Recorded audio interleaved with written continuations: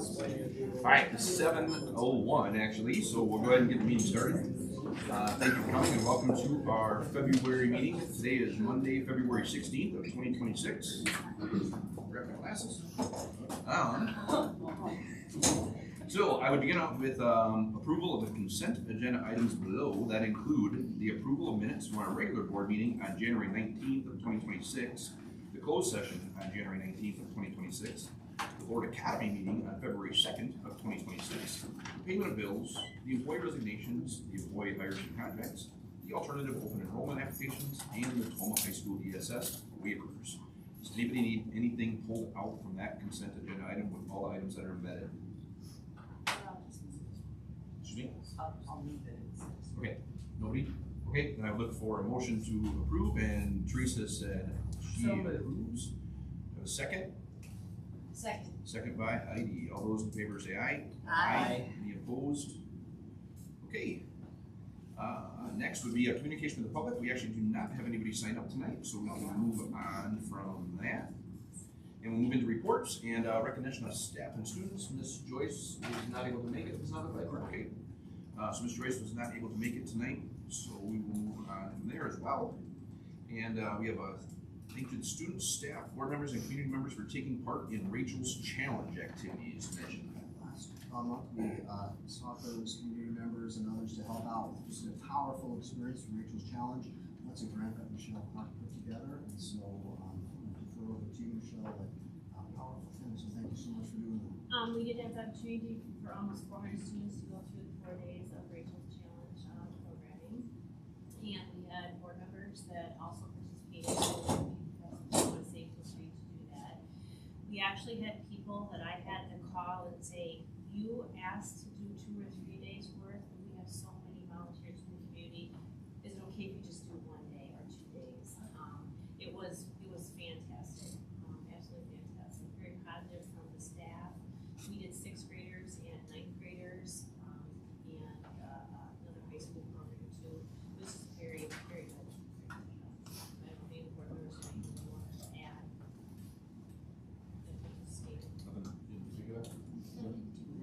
First time. Yeah, I did it for the first time. This is the first time I did it this year. It was fantastic. It was very moving, very powerful. There were several other people. I know Heidi was there the day I was there and things, but yeah, it was really cool to see. I'm glad you were able to get that several times to us and everything. I think it's very important, very cool. So. And in our middle school and high school, we do have 4 Rachel clubs that are ran mostly by our guidance counselors, and they are continuing to meet with kids and doing things for the student body as a whole. Yeah, it was really cool. I actually went to, I worked at one of the high school games, basketball games as well, and I saw a couple of the kids there, and they were like, hey! So it's pretty cool to see them out and about as well, so thank you for that. So cool, good. All right, next we have district strategic plan initiatives. Under that we have student achievement, and we have a presentation of our leadership activities by the LaGrange Elementary School Guiding Coalition. We're excited to bring Guiding Coalitions to you and our community members that are here. So thank you again to LaGrange Guiding Coalition team members. Appreciate your time tonight. Thank you.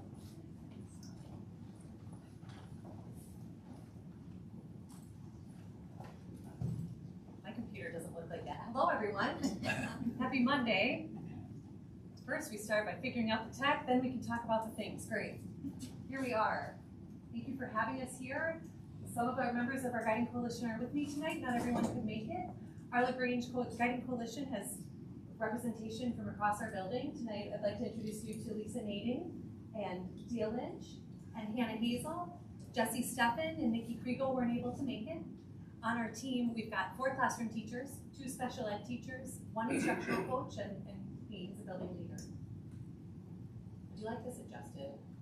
And using my out loud voice all day? No, we're good. Okay, wonderful. So that is a little bit about our team. We spent quite a bit of time towards the end of last year trying to get really clear about what it was that we were doing, how we were contributing as a guiding coalition to our building and to our students' learning. We pulled the definition that's in front of you from the book called Building Powerful Guiding Coalitions by Bill Hall. And he defines a guiding coalition as having 3 kind of primary purposes. One is to become PLC experts by learning about the PLC process, forming common vocabulary to the cycle of continuous improvement in which collaborative teacher teams participate. So we've been going through that process through our learning lab or leadership lab at our local CISA and some of our trainings that we've been doing in-house. We've been working on becoming experts on the PLC's processes and benefits for students, teachers, and the school community. And we know that part of our work is to disseminate information about the PLC process to our collaborative teacher teams. So when we meet twice a month, we're really focused on making sure that we're uplifting the PLC process and that we're trying to build that system as we're part of it. We're also really focused on our school improvement plan. This year, one of the things that we've leaned heavily into is that work and how we can drive learning from within our building instead of from outside of it. So you can see that our vision is to become a high-functioning PLC focused on high levels of learning. That's our 5-year goal. It's where we see ourselves being in a little bit, and we're putting together the pieces to make that happen.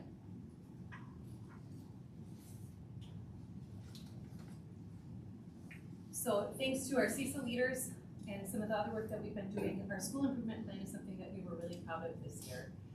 We really settled on clarity for staff and students being the most impactful thing we could do for our Tier 1 instruction this year. We landed there from a few different places. One of them was some of the work that we had done last year as a district. When we worked on our strategy implementation guide and we had our anchor statement 2, we worked very hard on what our guaranteed viable curriculum were, what everybody was supposed to know, what the learning progressions did and could be used for. But we did a lot of learning, but we weren't really sure what to do with it. So our plan for this year was to take what we had put together last year and put it on the ground, put it in the hands of teachers and make sure that it was something that they could really use. We found that was supported well by Charlotte Danielson and her framework for effective teaching, which is what we use in the state of Wisconsin for supporting teacher excellence and for evaluative purposes when necessary. And then John Hattie is a researcher who brings together all sorts of different studies and pulls together the best of them. And so Charlotte Danielson both pointed to student clarity as one of the most impactful drivers for student learning. Today, even when G.D. Spiller was with us, she named the Fab 5 instructional strategies, and the top one was student clarity.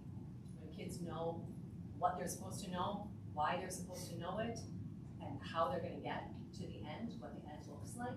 When they know those things, they're more likely to be engaged in the learning, they're more likely to retain the learning, they're more likely to be able to apply the learning. And it gives teachers a sense of which things I need to actually lean heavy into and which are the supporting standards, which are the things that come along and that we teach, but that we don't guarantee. So that's how we're supporting our Tier 1 curriculum, or Tier 1 experience. The way we articulated this was in this goal. This is the goal that supports our district goal 1 about academic achievement. And so we broke that down into a single year goal by saying by the end of the 2025 school year, all students at LaGrange will increase proficiency in math and ELA as indicated on TASD spring benchmark assessments by increasing teacher and student clarity around essential learning targets. Knowing that that was an end of year target, we created a couple different tools to be able to measure the impact that our guiding coalition was having on the teacher and student experience. So the observer data was information that our guiding coalition members collected. So outside of the educator effectiveness process, these folks took turns going into classrooms and looking for certain indicators of clarity around the classroom. They also collected student walkthrough data. So they walked up to kids and said, how do you know you got it? How will you know when you get there? To get a sense of what the student experience was like. And then we did provide a teacher reflection form as well, so that teachers can tell us a little bit about what they were thinking when they were trying to be clear about what they were teaching. At this point, we have that baseline data from earlier in this year, and we're going to be watching that as the year goes on.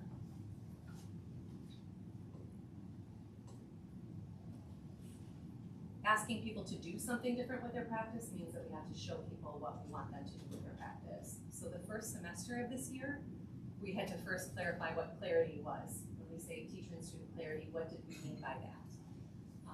And we used kind of an anchor article that hinted at those 3 big questions that we keep coming back to. What am I supposed to know? Why am I supposed to know it? How do I know that I'm here? we used that information to come back to some backwards planning. If this is the end goal, that's where we need to start. This is what we want to do at the end of the 4 weeks. How can we spread that out over the 4 weeks so that it's sequential and builds to that place of mastery? We returned to student-friendly I can statements, which are not new in education, but they've been posted historically and not really referred to. So we referred back to those and connected them to the idea of success criteria for our teachers so that they could include that information when they were teaching to increase clarity for students. And kids can see what they're supposed to do, they know where they're going. And then we spent some time in our first semester trying to make sure that there was alignment between our student learning objectives, which are required by the state for our educator effectiveness process, trying to make sure that aligned with our building goal or with their district goal. Our next steps are in second semester here, so we're in the middle of our mid-year review for our SLOs, for educator effectiveness, so we're trying to make sure that that alignment is really clear. In a week, we'll be looking at providing feedback around the targets, where kids are and where we want them to be, so that the feedback that adults in our building are providing to students feeds into what it is that we want them to learn. And that will be learning that happens for both our support staff and for our teaching staff, since we're all part of that process. And then our next round would be to start really engaging with the targets and the learning progressions. So helping folks see how students can really interact with those targets. That when we say student engagement, we're not talking about entertainment, we're talking about understanding what it is that we're supposed to be learning and why and how. And eventually we'd love to be able to tie that in with families as well, so that we can communicate more accurately with them what kids know and what is next for them and how far they are from the target. So this is the plan that our guiding coalition has put together for our staff learning for this year. I did want to let them talk too. So we've got a couple different things that people would like to share, not specifically about our SIP, but more broadly about the impact of the professional learning community on our building. So I'd like to have Hannah start in person. We'll read from Sherry and Nikki. Lisa, I did not get her name on there, but she has a couple comments to share as well before Dia wraps us up. Thanks.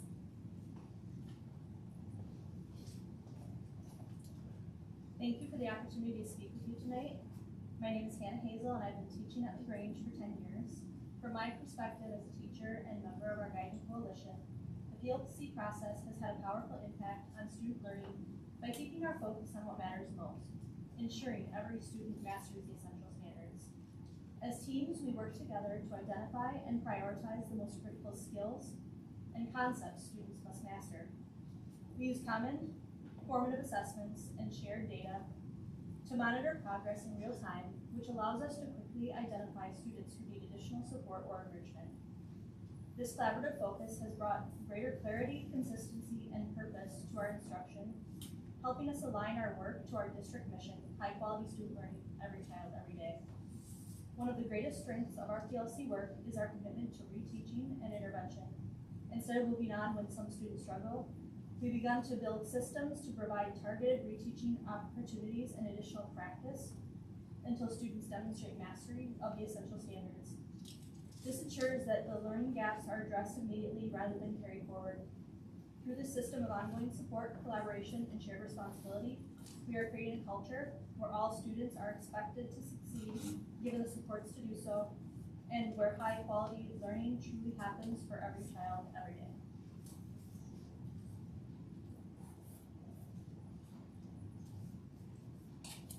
Sherry is not able to join us tonight, but she did ask me to share these words. She said, by having designated PLC time, I have had the opportunity to become much more aware of the grade level essential standards and their proficiency scales. This has made it possible for me to make accommodations for my special education students to scaffold their learning to aid them in reaching grade level proficiency at the same level as general education students. This has tremendously improved the practice of team teaching by making accommodations available to all students. Nicole Krigo's words were these: the PLC process for me as an educator of 4K students has been beneficial by optimizing the time we spend together. We assign roles, work through prepared agendas, and use a consensus protocol for making decisions. This structured system helps us to focus on our students as it creates an environment in which we work together to improve student outcomes. Our collaborative work has helped us to be clear on what we are teaching and form common goals for our students based on the data we bring to our meetings.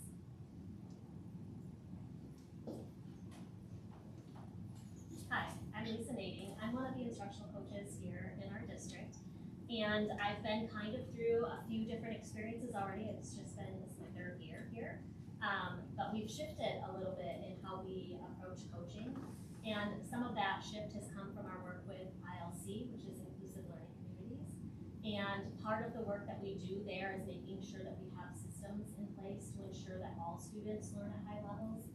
And one of the shifts that we were asked to make was to place a coach at each of the different GCs. So each guiding coalition now has a designated coach to help support that work. So I'm honored to work with LaGrange specifically. I continue to do other coaching things in the district, but I've been tasked with working very closely with the GC. And I'm honored to do that work. Melissa and I work very closely so we can bring things back from the district into LaGrange so that we can continue our district's mission and vision and our goals in a systematic way. Some of the things that I've struggled with since moving here is seeing a lack of systems, and I think that this is a move in the right direction to make sure that all the GCs are aligned across our district so that we can have that very similar goal and focus and making sure that all students are aligned.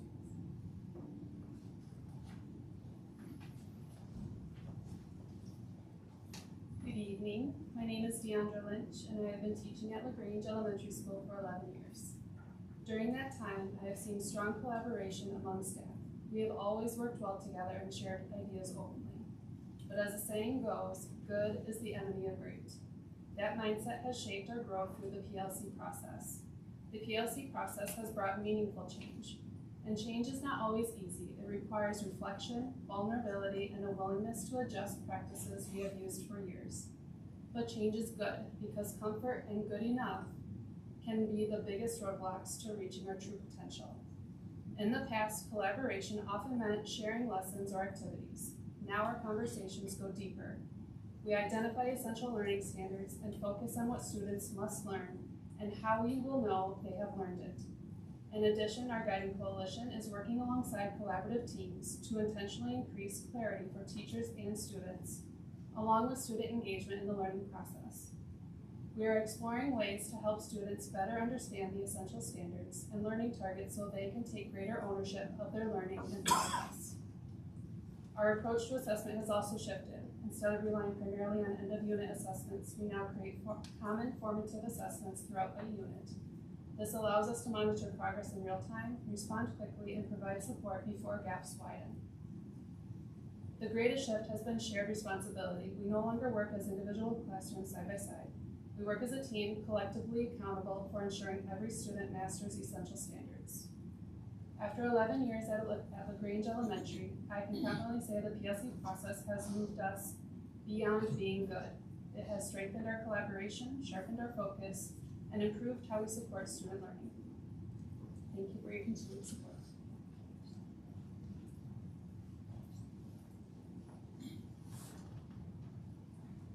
That's what we prepared to share with you this evening, but we are glad to answer any questions that are running through your minds right now for any of us. Sounds good. That's a good question. Yeah, I do have a question for you. Can you go back to your slide on the goal? Right there. Yeah. That one. Can you explain to me, because I'm used to having percentage, like 80% on the target or what? I mean, you have benchmarks, you have some defining factors in it, but how are you going to know that if you've reached your benchmark or there's something missing that I'm looking for? It doesn't have the numbers in there. Yeah. Absolutely, absolutely. So the reason that it looks like that was because we went back and forth on whether or not we should have one benchmark that we were looking at or keep it broad so that we're seeing across all of the different benchmark tests that we're using. So instead of saying this on iReady, this on Eames-Web, this on our local assessments or our CFAs, we said general inquiries. So The goal is 100% proficiency on Okay, so we know that traditionally, I'm just gonna go broad across the country, 100% is probably not gonna be there 100% of the time. That's, you have to be perfect, and I don't know any humans that are. So, I wanna know, is it about 80% on each one of those benchmarks, and are you measuring to see if you're getting to about 80% or 90%? I know 100 is unrealistic, so we'll just go with the slight lower bit, but higher standard. So, how are we gonna know number-wise for the people who need those numbers to see where our students are going? From a sharing out standpoint, I would need to break them down by each assessment. Okay. We did just over the past meeting and a half, we did sit down with our mid-year AIMSWAB data and looked at how many kids were hitting the 40th percentile above at the beginning of the year and how many were not. So we kind of dug down to just that data for the sake of looking at our big picture. And it wasn't 80%. Well, yeah, but this is a general goal. It is a general. And so my question to you is, why isn't it in that general goal? So that you at least, okay, here we are, we're at what, 40%, 45%? How are we going to get to 80 on each one of these in the general goal? That from a board standpoint. We'd love to see that number. Absolutely. Is that something that I'm able to email? If I were to put it into a table, would I be able to share that with the board? I think that's no comment from the board. Yeah, I just wanted- We'll continue to work with the board on presentations. I think going forward. It's forward. measurable, Yeah. and then we can see how we're doing, but I just say that all the T's I heard team or teaching or together, timing, Right. targets, those are the things I think that what we're missing was the target, because it got moved. And now you're focusing in, and everyone is, I heard that collaboration, I heard, well, this is different. Folks have been there 10 years, you PLC, and what was PLC before, you knew what PLC really was. So it's moving in the right direction, I appreciate it, but I think too, maybe some data points that we can progress. So that we Good, can thank see you. those targets Thank you. as from looking, because we're looking from the outside in. You guys are in the mix of it and in the hard work that has to be done. And it's tough, and I get it. But I want to see so that you can also eventually see where you started from, and this is where we went. Because that's what's gonna show us our efficacy, right? Yeah. And right now, I think we focus so much on adult practices, and we haven't looked at how does that come down to kids, and how long should we give ourselves for it to come down to kids? And when are we moving adult practice? It should be impacting kids, but we know there's gonna be a little bit of a gap there. So I think that's the spot that we got ourselves kind of caught in when we looked at this, but I think you're absolutely right, it should have numbers. And I appreciate the feedback. Thank you. May I Go ahead. interrupt, please? Yes. So I agree that there should be measurable data here, but I'm gonna push back on the 80%. I'm gonna say 100%, because our mission is high quality student learning every child, Right. every day. So 100% of kids. Okay. We cannot do PLC and say 80%. It's 100% of kids. I will agree with you, but I was just trying to be realistic for this step, then next year a little higher, then next year a little higher. Yes. And those are short-term goals. Yeah. Long-term, like, we're setting the bar, absolutely 100% of kids. Okay. Awesome. This is PLC and that's where we need to go. Fantastic. That's perfect. Good to hear. Good. Thank you all for coming. Thank you. Thank you very much. Edward, thank you very much. Okay, moving on, we're gonna do a little report from the board members who attended our WASBA annual convention that was in Milwaukee on January 21st through the 23rd. Okay, yeah, so that was, that's what we refer to as the state school board convention. Dr. Hanson, Michelle, Sue, Spencer, myself, and Heidi were all able to go. Angie, Ms. Kluger was able to make it as well. Some people went the whole time, some of us were only made it for a few days, but yeah, it was all really good. for me, my standpoint, I thought collaboration was really good there. I learned pretty quickly walking around. People had heard that we're going to get a new super, so that is good. The word was already getting out, so it was good to know that we were being talked about in a good way in that regards. I went to a WIA one that was really interesting. We're going to hear some data here coming up pretty soon. The facilities. I believe we got that data right from the WIA, the sponsorship stuff. Yeah, so that'll all be coming. So I heard some interesting stuff from the WIA, and that'll be some big stuff where we'll be able to capture some community funds down the road, which will lead to other things, I think, within CTE and stuff like that as well. So went to some other good leadership ones and stuff. So I had a really good time. Heidi was your first one. Yeah, I guess like my biggest takeaway was the delegate assembly. I asked you guys if you wanted to change the bylaws. Don't worry, we didn't change the bylaws. There is no tiered services or anything like that for WASB. So we are still a whole coalition going into governance.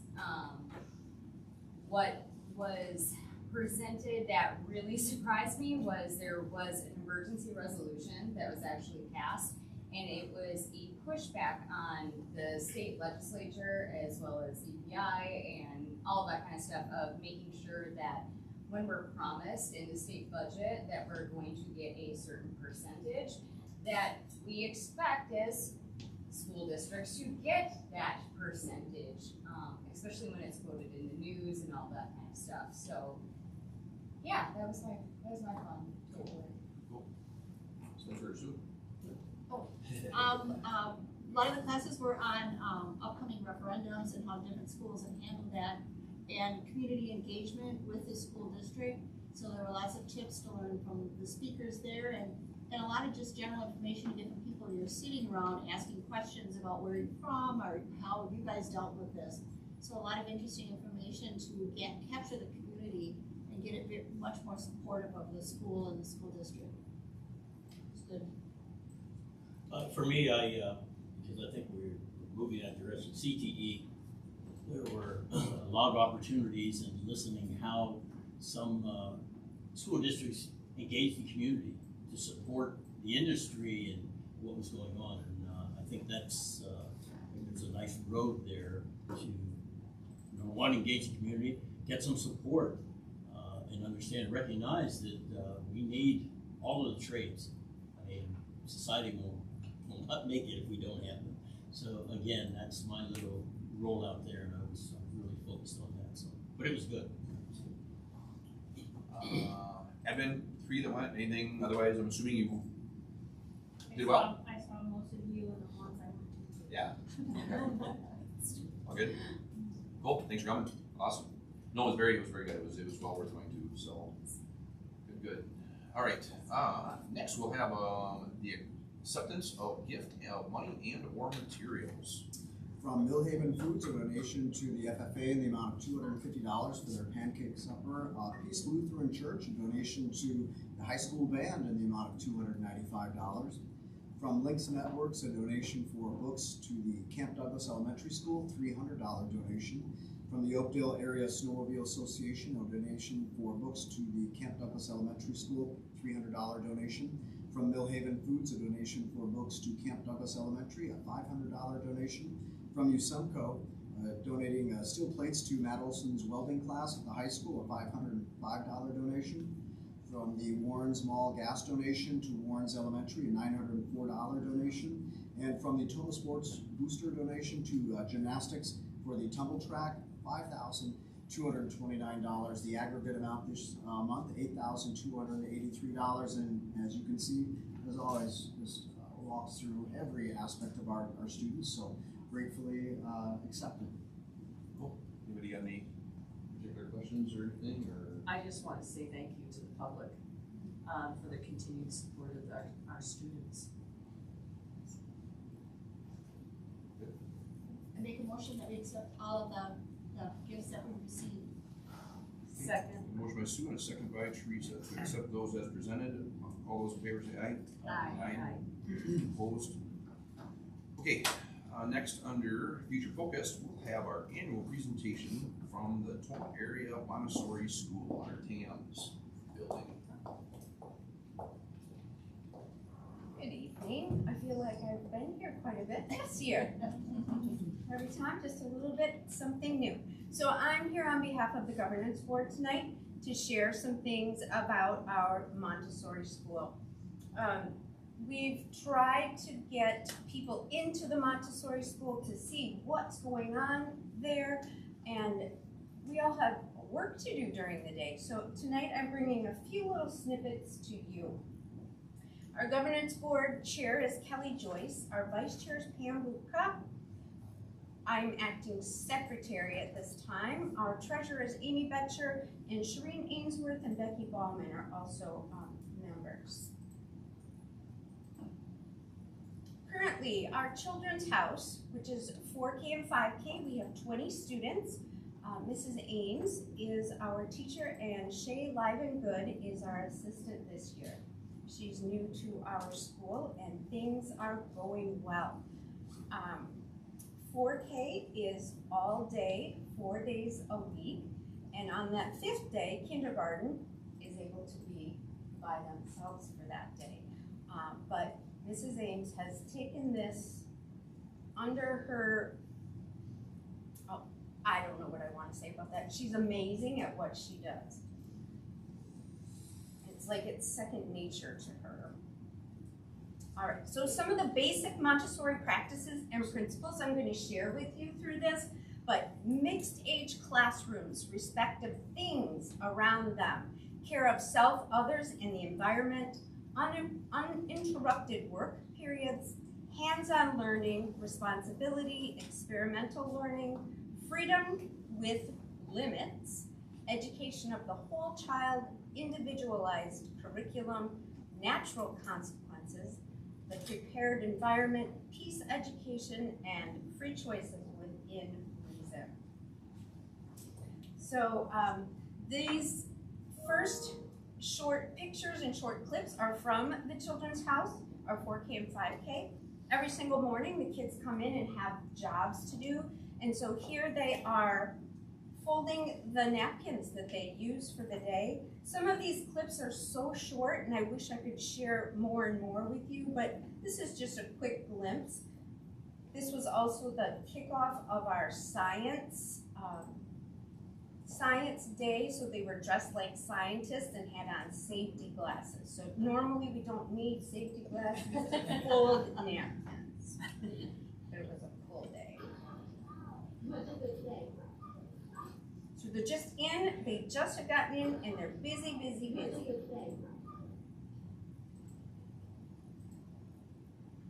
Getting the snack ready.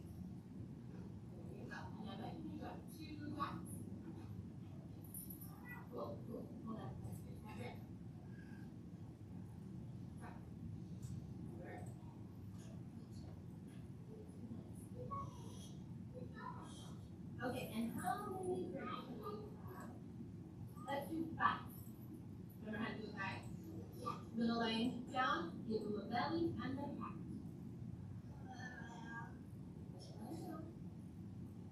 Beautiful. Okay, let's try.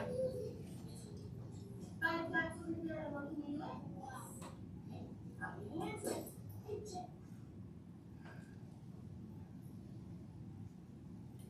So some of the responsibility, I have a 5K student here that's getting snack ready, and she's getting the milk ready for everyone in Children's House.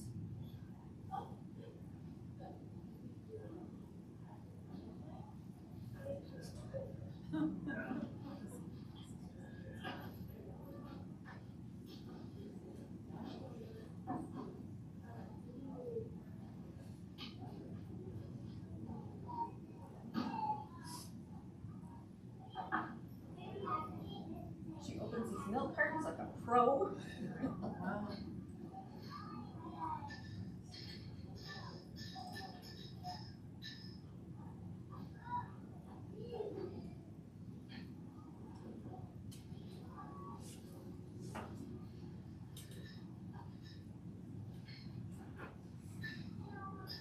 She gets the milk ready this way so that when everybody's ready for their snack, they come over, they choose which one they want, and they pour their own cup full of milk.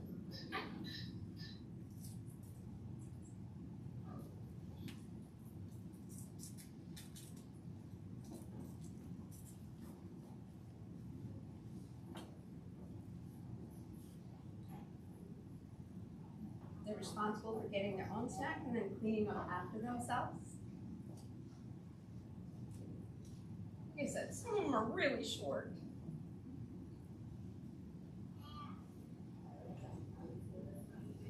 Every area in the room is used. This is part of their uninterrupted work block. Hands-on learning, which to some of us looks like play.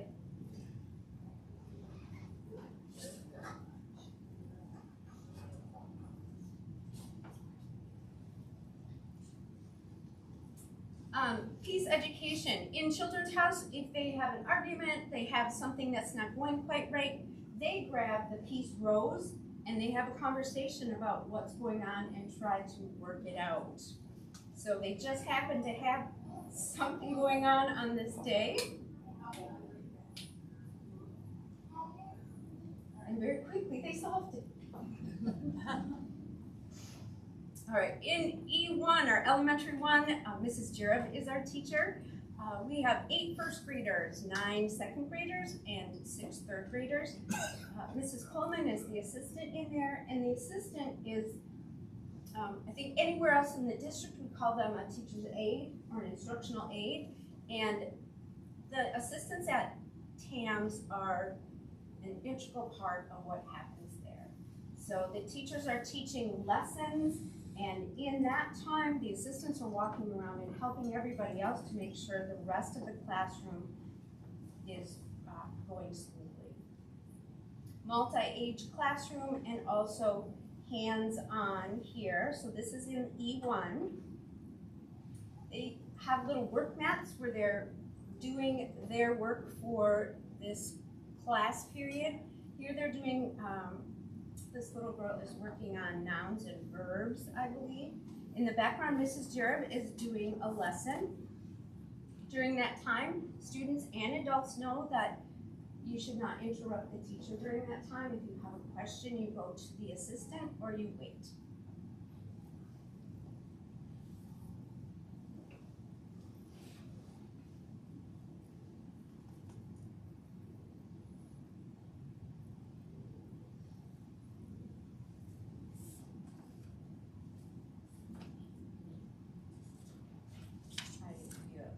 Glance of what's in the room.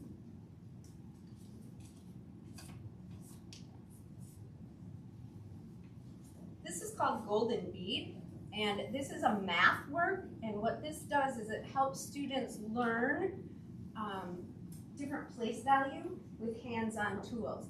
In this situation, we have a little boy that is being helped by an older student. She's giving him some choices on how he can make these numbers. Now, he might ask if I'm taking him.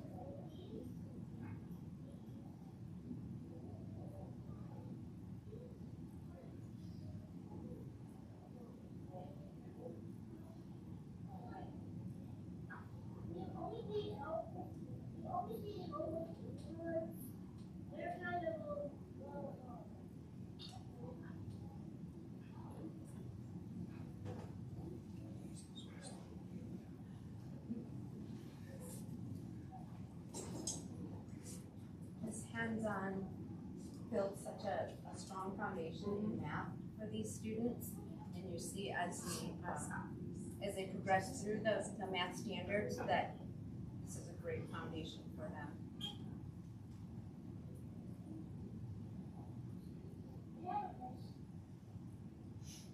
them. Even their language learning is hands-on. So on the left, she's matching 2 parts to a compound word. And then on the right, she's taking those puzzles that she put together, and now she's writing out those compound words.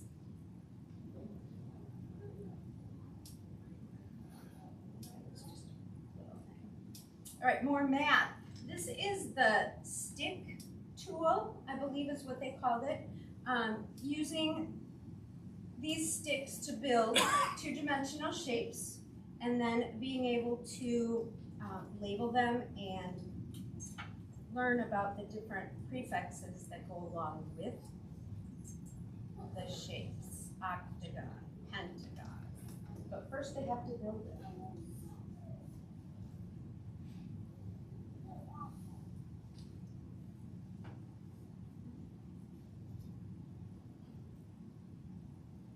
This was his end product. He had all of his shapes put together. Inside you'll see a small, looks like maybe a groundhog with a shape, and that's the shape then that he had to put together. And as they get this all finished, the teacher or the assistant will come around and check to see if they've done it correctly, make any, give them any questions they may have about it, and then they move on to the next thing. Believe it or not, in E1, they had an issue and had to go to the Peace Corner there as well and solve a problem. In this area, they did not have a Peace Rose, and I think they have a Peace Chicken or turkey or something. I'm not even sure what it is. They get to hold it and they talk, they pass it, then that person gets to talk.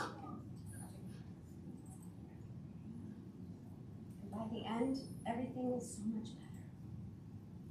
I was sitting where they are. I was sitting in the chair next to them doing some of the filming, and the girls are like, "This culprit, we need to use the Peace Corner." All right, and finally E2, Miss Jamie Harlos is the teacher. Jasmine Lincoln is one of our bus drivers, and she's also working in E2. We have 6 4th graders, 5 5th graders, and 6 6th graders. Now in elementary 2, they move from using all of the hands-on tools to more abstract and more of the math type things that we are familiar with, the algorithms.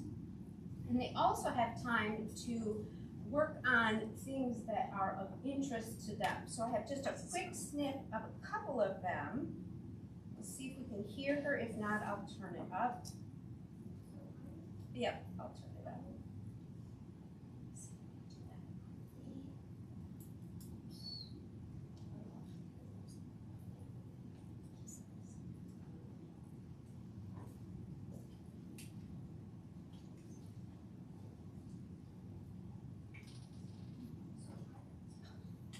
Oh, I'm gone. I'm so sorry.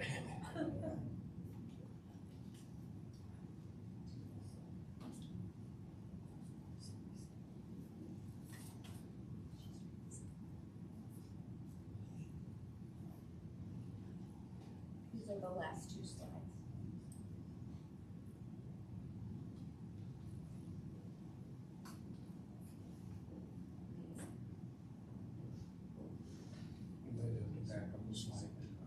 Okay.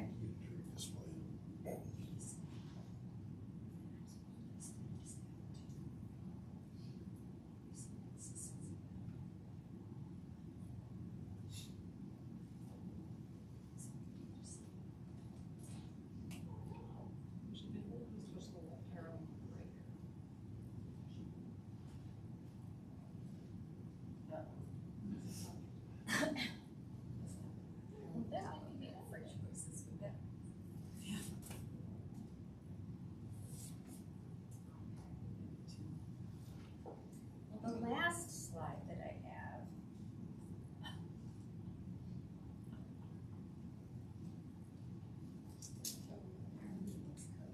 is our school report card. And at TAMS this year, we scored at the exceeds expectations. Let's see if I can make this work. We'll do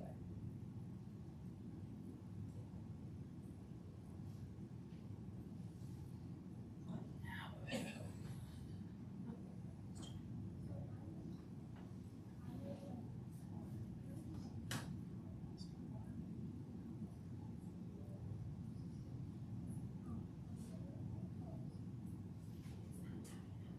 She's telling about a project that she was interested in, so she had time during the day to work on that.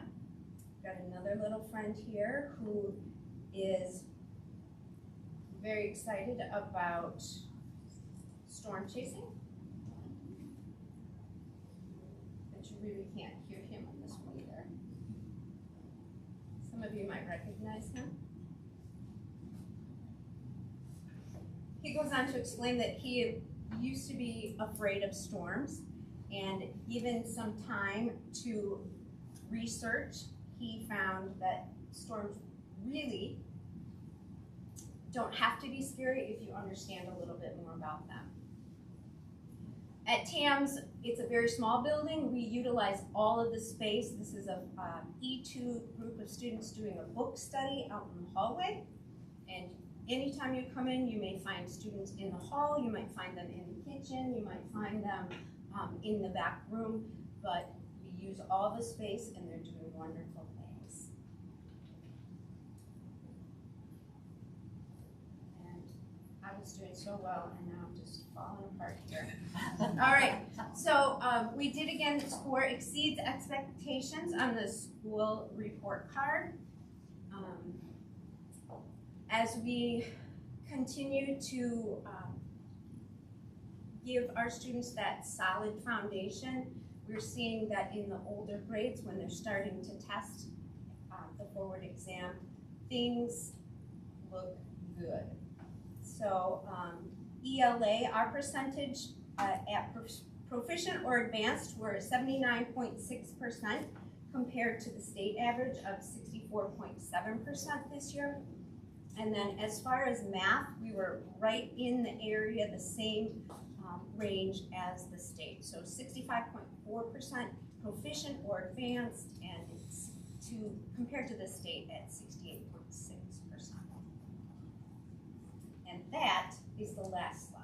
So thank you, and you are always welcome to come and visit at TAMS, but this year I brought you a little glimpse of what it looks like there. So thank you very much. Thank you. Thank you very much. Right. Move on down to finance and operation, where we plan and use resources to best support the district mission, vision, and goals. And under that, we have a report on the January 2nd, Friday student count.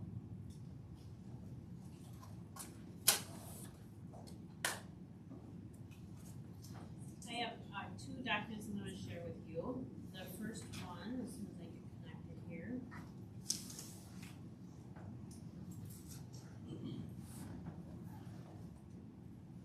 So this is also embedded for you to also see. This is a comparison between September. This is a comparison between September student count and January student count. You can see that overall our district did go down 28 students, and once the final report of the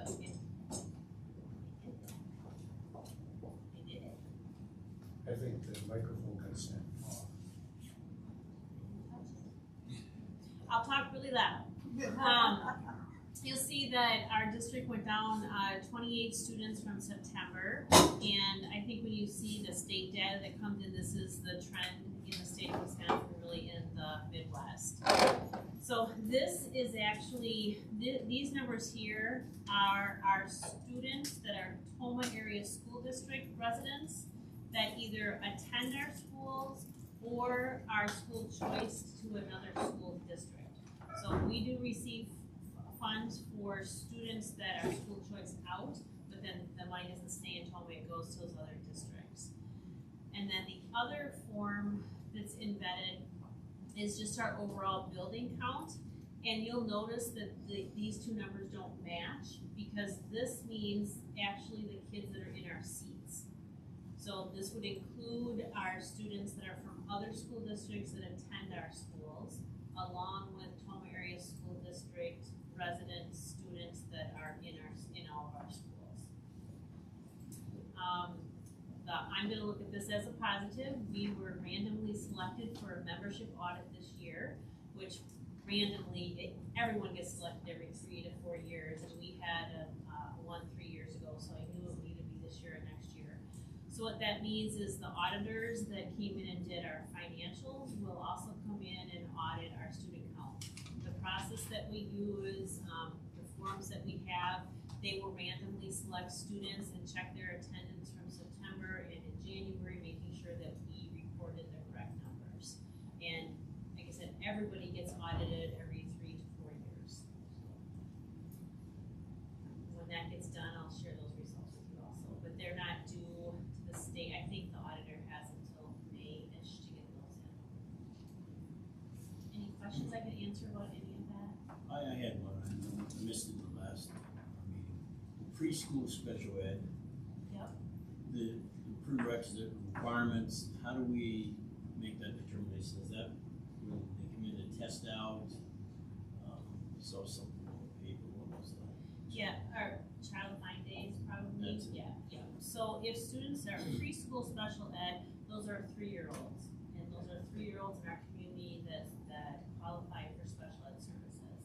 So they either attend our early childhood program that's at Oakdale, we have 2 classrooms there, or they may be just involved in our speech preschool group that meets once or twice a week. So it could be, there could be physical or learning disabilities, Yes. either. Yep. And those numbers do usually go up throughout the year because as students turn 3, then they can be involved in the programs. Any other questions? Good. I'll withdraw that. Okay, we have no unfinished business, so we'll move into the new business, and we'll start with consideration and possible approval to revise our pupil services duties and responsibilities into 2 positions. So, Mrs. Kluger and I are just gonna share with you a normal procedure that happens when you have employees that are in positions for 20+ years, like Dr. Stefanik has been, and he, and he's been our pupil services, I think, for 20 years, and his position really has evolved over the course of those 20 years. So we want to share with you his current responsibilities and duties, and then also ask for a position to help with some of that. So the first 2 slides are really just what Dr. Stefanik currently does. He obviously oversees all of our special ed in the district, which includes 658 IEPs, and those would be that preschool age 3 up to age 21. That is 22% of our total student population. A state average in a district, you'll see about 13.4% of your students with special needs, and the national average is about 15%. So in Tomah, we do have more than the state and national average of students with special needs. And a lot of that can be contributed to a little bit of the reading I did. It's really, you will see, tend to see more students with IEPs in areas of poverty. And we do know that we have some of our buildings that are 50, 60, 70% free and reduced lunch forms. Along with those responsibilities are that 3 and 4-year-old early childhood. There's 34 special ed teachers, 95 certified staff members. He also coordinates all the homeless student needs that we have in our district. He oversees in pupil services. We have 4 school psychologists, 2 school nurses, 1 school social worker, a physical therapist, occupational therapist, 2 OT, PT or occupational therapist assistants, 10 speech therapists. That's 3 in our buildings, and then 7 of them are through Tiny Eye, our virtual speech that we need to pay for because we don't have enough speech therapists, much like most of the districts in the state of Wisconsin. And right now we have 7 virtual speech therapists, but those fluctuate based on student needs and based on their schedule also. We also have 6 speech assistants that assist with that virtual speech. They can't give direct instruction or direct therapy to our students, but they can assist with the online. Then there's 2 clerks and 10 school counselors across all of our schools. He also oversees our multilingual learner program, our EL program. that program has also grown over the years. I know when I started in Tomah 25 years ago, we didn't have a program because we didn't have enough students, and now we have enough students where we have to have a program. And that program includes a teacher, coordinator, and a support staff member. He also oversees most of our Title IX investigations. This is an area that he reports has really grown since he started here in Tomah. He has, in recent years, he has approximately 28 Title IX investigations, and again, Title IX is anything to do with sexual harassment. And this could involve students, staff, parents, community members, anyone really connected to schools. And out of those 28, he said about 20 of them will go to a full investigation. So there are certain criteria that he reads and determines if it goes on. The other 8 are screened out because they're truly not sexual harassment. And then about 20 of them go to a full investigation, and they take about 20 hours each. They're very intense.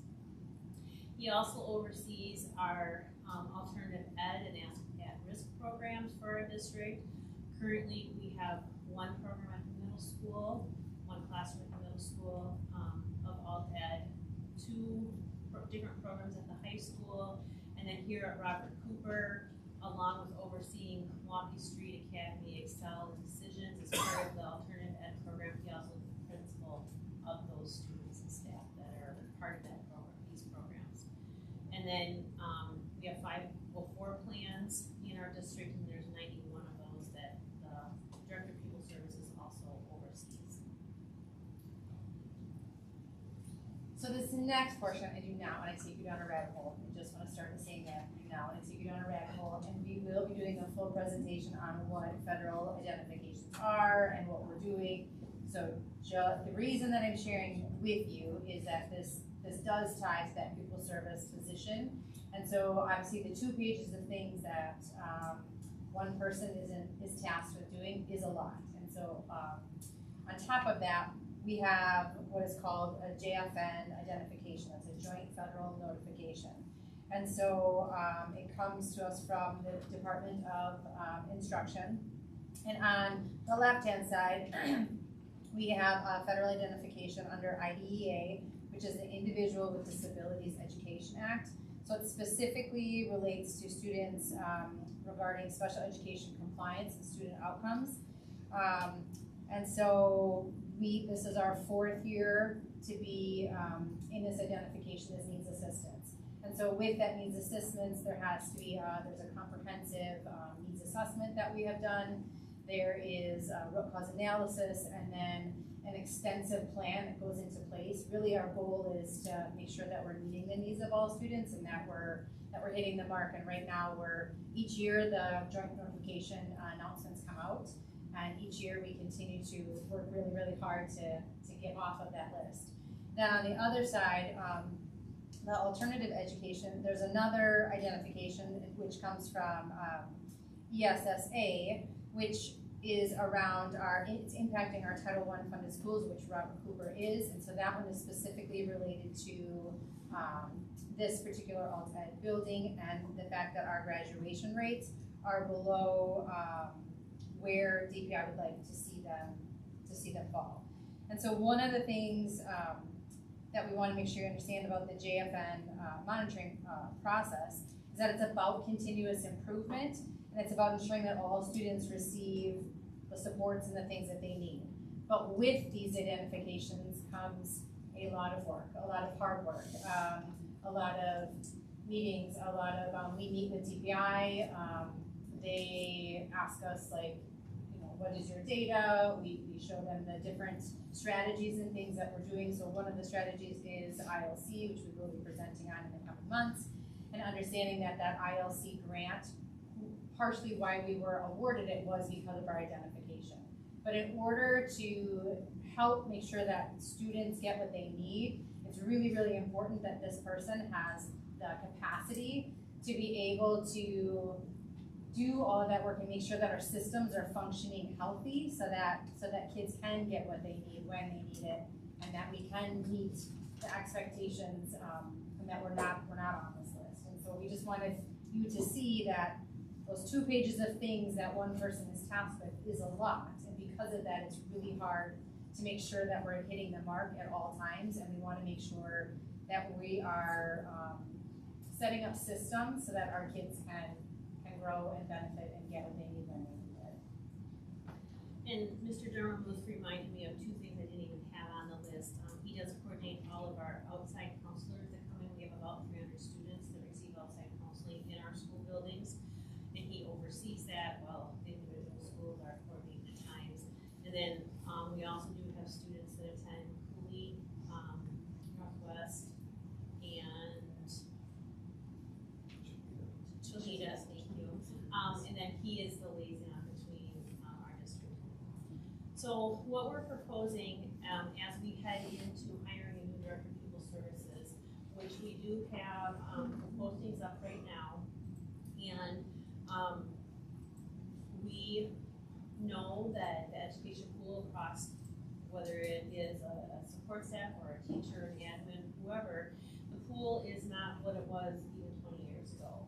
And more than likely, we're going to get a brand new person that doesn't have the 20 years of experience that Dr. Stefani has.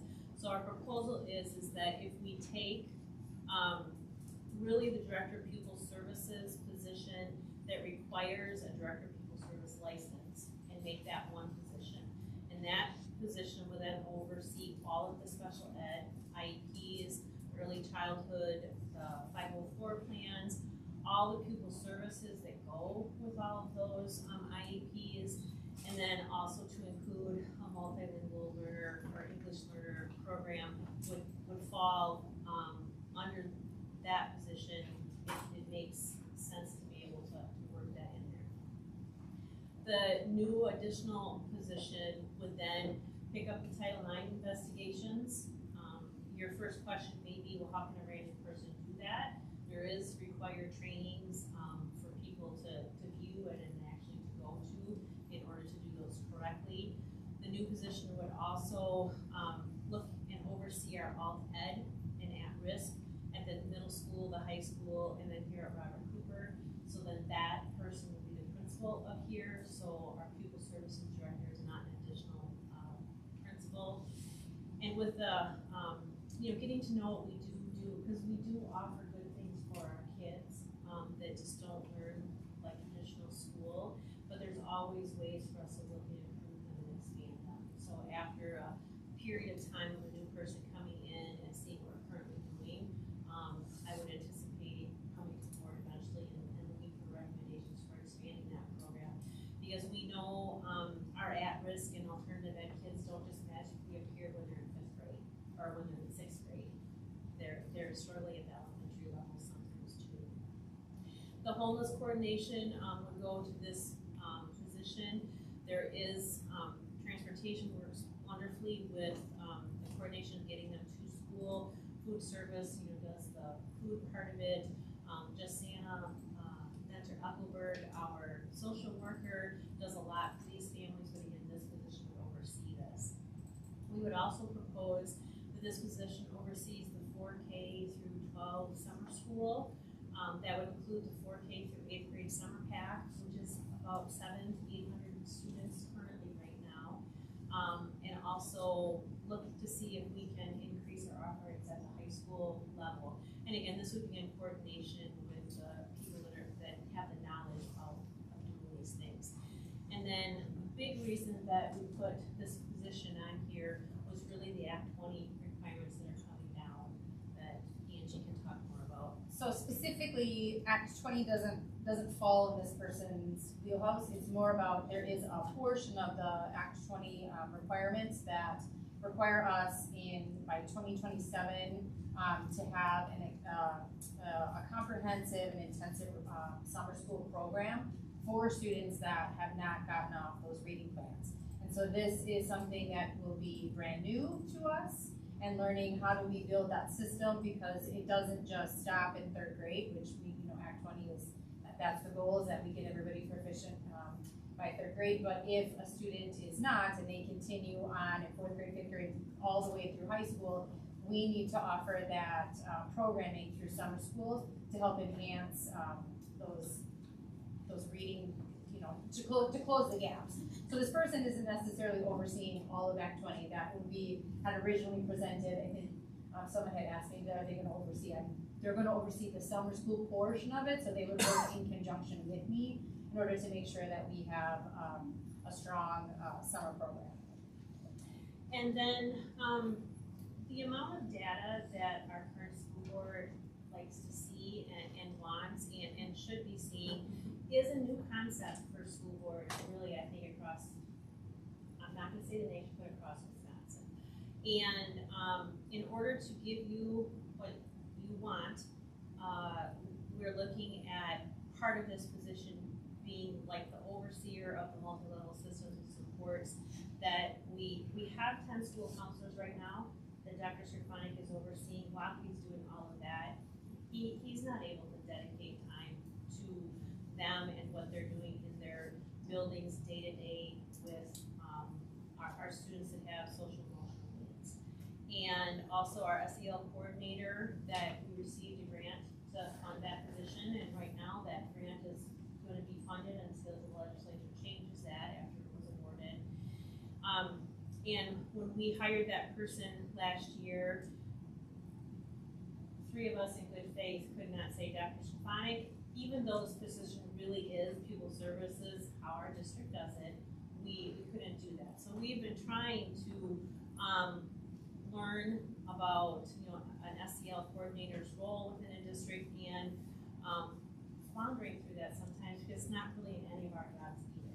But we tried to do the best we could this year and last year, but having a person responsible for that really could get all of those adults that we already have in our district into a coordinated effort to meet some of the more developmental, academic, behavior, social, and emotional needs. And so this person would, be using the data that you're asking for, but this person would, for example, oversee the district PBIS instead of an elementary principal that's running a building trying to oversee K-12 PBIS for an entire district. That's it, folks. Questions that you can have, or we presented to the personnel committee and also the finance committee, so they have input or questions also. I do have just another clarification question I forgot to ask the other day. Are the 91-504 plans kids that are on, is that part of the 22% of special education? No. Or that's separate, that's on top of the 658 IEPs? Okay. I also So- think it's important to note that the 22% students that go to Robert Cooper don't necessarily, it's not hand in hand. It's not Right. students that come here have IEPs, and so it is like 2 separate portals. And so it's just really important to note that it's not one and the same, if that makes sense. That we're really trying to sustain 2 different types of needs that students have. Do you need what do you need from us? Wait. Hold on. Don't make a motion yet. Okay. So my biggest concern when we looked at this is really there needs to be 2 positions because there is a lot. Right. And I fear that if we don't do this and IEPs get put on the back burner, not saying that that's happening, but hypothetically,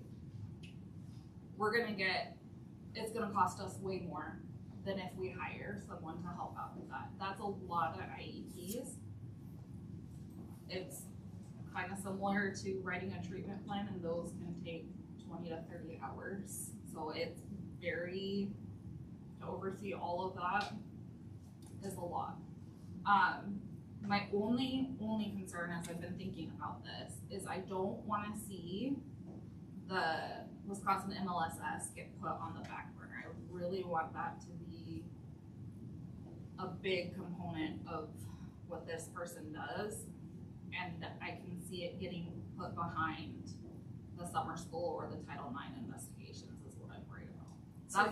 That's my concern, but in my view, as I think about it, just looking at IEPs, it is a legal thing and the district could get seriously fined if that is not being followed, and that is gonna cost us way more than getting another position.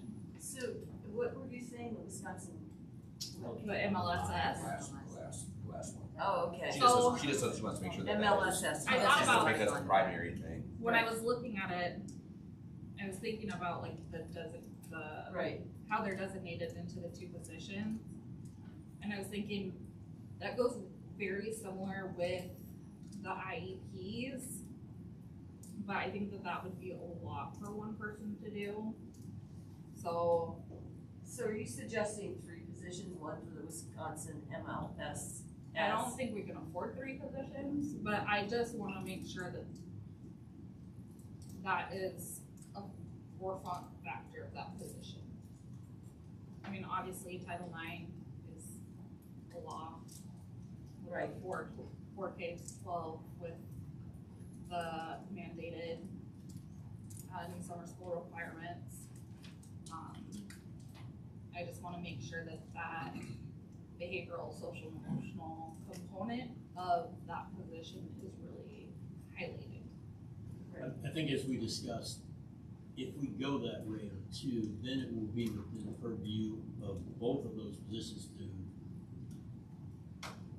attack where it needs to be attacked. So it'll certainly be better with 2 people on it, and that, I think that's just kind of a framework. That doesn't necessarily mean that's where it will fall, but I think between the 2, they can make that determination. Some flexibility in some of the job, in the descriptions could be switched depending on the strength of the person that applied, and maybe swing some of those around a little bit depending on who the applicant is and what their previous experience would be.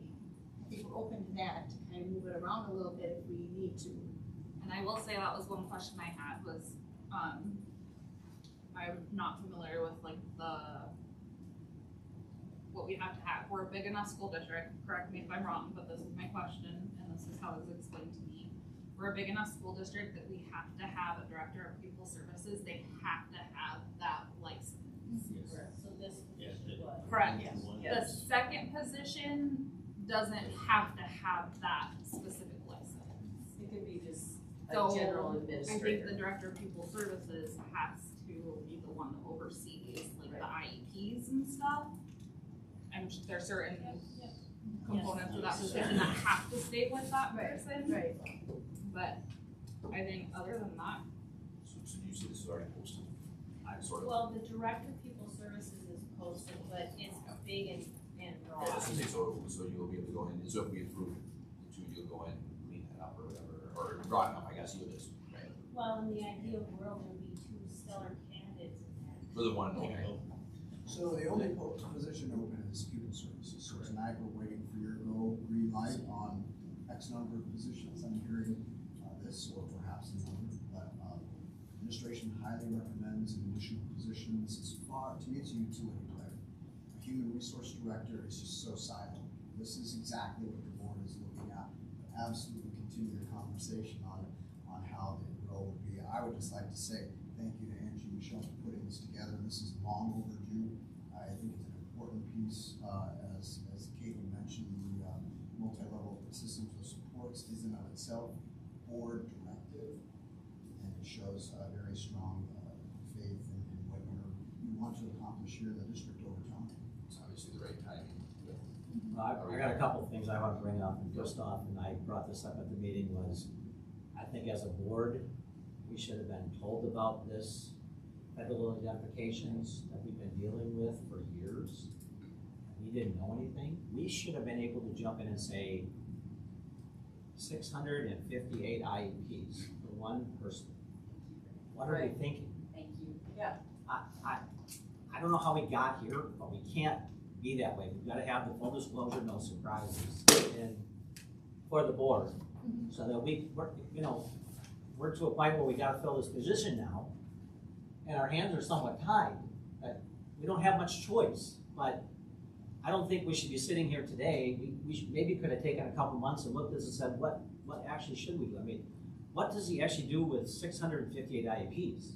I mean, he can't attend every meeting. He oversees all. Yeah, he oversees all that, and I don't wanna give anybody the impression that anybody on, any entity on this page is not working their butts off and doing the best they can. Well, I understand, but But when this was a it's- serious, some identifications that They are, and we should have been able to help work through. Before this. Yes. we put in systems already for the tier one instruction, all the things that we put together, systems for professional learning community, 2-year stability, ILC, absolutely. So those are tier one pieces to improve all learning. So we've added additional layers into multi-level systems of supports in the last year or so. Well, I just think that we should have been able to look at this as a board and try to iron some of this out earlier. Should have been let know that we had those flags. We could have broke this position apart a couple years ago. I asked how many IEPs were at the board academy meeting that we just had. And like now to be surprised with this number, like this is, yeah, No, I there's no agree with Cory. surprise.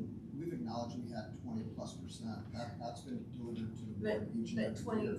but 20% is not, saying the 20% and not the actual figure, there's not. 20% of our population, so Right. 3,000. So now is an appropriate time. The staffing positions are there to cover those 658 IEPs. And now we've got additional pieces where you saw the Title IX piece really increase over the years. And so I think anytime you bring something that's advantageous. Do we not have somebody that oversees the K through 12 summer school? Is there a We have, assistant or a we principal? have or- a principal and an assistant that do the two of them. So would they then lose that or? Yeah. Or, Well, we say yes, but I can give you my example of being part of Summer Pack. I've been not assigned to Summer Pack for 6 years, and I have not been involved in it. So it's a huge beast, and even though it's only in the summer, it's like opening a school. So I would anticipate that Mrs. Culpet and Mr. Adams still are involved in helping that, would be the overseeing and coordination of really everything after they know what they're doing. Which I think so they would oversee the entire program with the new requirement, correct? Yes. Or they would just be overseeing the requirement? The whole program. Because right now we have remedial reading and math, but it's not a vetted, everybody's doing this CAN program that, teachers are, teachers are looking at data, spring and benchmark data, and they're looking at the kids that they have in those classes, but it's not at the level where it needs to be for the Act 20 requirements for summer.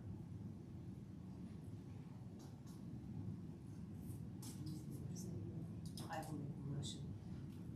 I'd like to make a motion to approve the pupil services duties and responsibilities into 2 positions.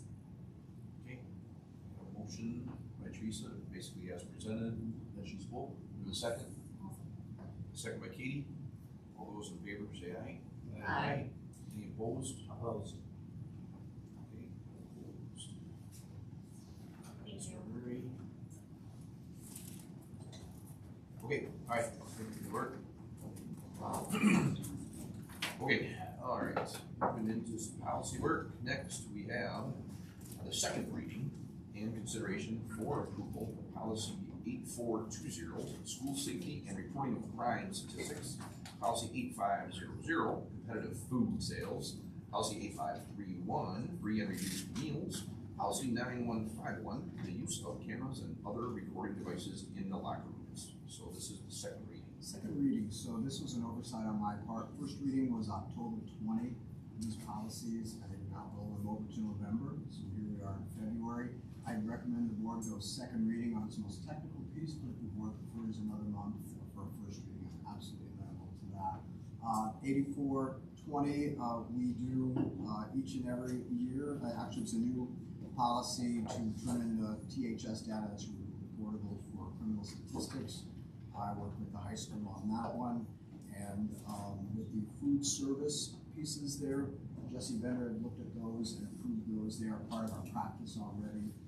They include items that define what we need to do in case an IEP has not been presented yet, but there is a food-related allergy, so he absolutely creates those pathways to ensure that students have the food that they need based on allergies up until when that IEP comes through. The last one, 9151, language does not allow media in locker rooms. There's no cameras at all in locker rooms or bathrooms, and so we have those signs posted there as well. So recommend approval of these policies as presented. I had a question, 9151. Just a concern, okay, no video, so we have phones. How do you police that? Phones? Yeah. It says no cell, no. Well, cameras at all. I know what it says. Yeah. I know what it says. Well, But that's what it says, so I know. we don't station people inside. No, I understand Do that. sweeps and things. I know there's another policy coming up that we haven't discussed in 5130. But my concern is, you know, we're saying no videoing, and yet a student has a phone. So what if they go against the rules? Well, I know it's against the rules. It's How do you actually do been it? in state statute for, I don't know, back when I was in middle school, Oh, yeah, 50 years ago. I understand. So in all the bathrooms, I know there's signs that are posted Boy. about here's your can, and if kids do when it comes out, it's a consequence. Oh, no, because we already have a no phone policy. Right. We haven't done very well with that. So my point is, you know, when you have that, I don't know what the protocol is, because the students, and I don't wanna get ahead of it, 150, 130, but as long as it's not in a learning area, the student can have a phone, correct? That is practice at the high school. No, I mean, that's what it's, yeah, right. They can have them in between classes. Right. And But it's against state statute for them to have them out in a bathroom or not. Oh, I understand that. we've got all. I understand So that. is I your read that- question read that like, entire- what happens if they're caught doing it? Is Well, that they're- like, what's the consequence, or like how is it prevented, or like what's? Yeah, that's my concern. You're not gonna prevent that. I know what it says in the crime, because that would fall in that category. But then that would move into another area. I'm just bringing that up for that 5136 that's coming up, because I don't know how you prevent it. So we're on the second reading of this forward. Yeah, and all go ahead. You can go forward with it. Actually, No answer. I have actually a question too on that same policy, the 8420.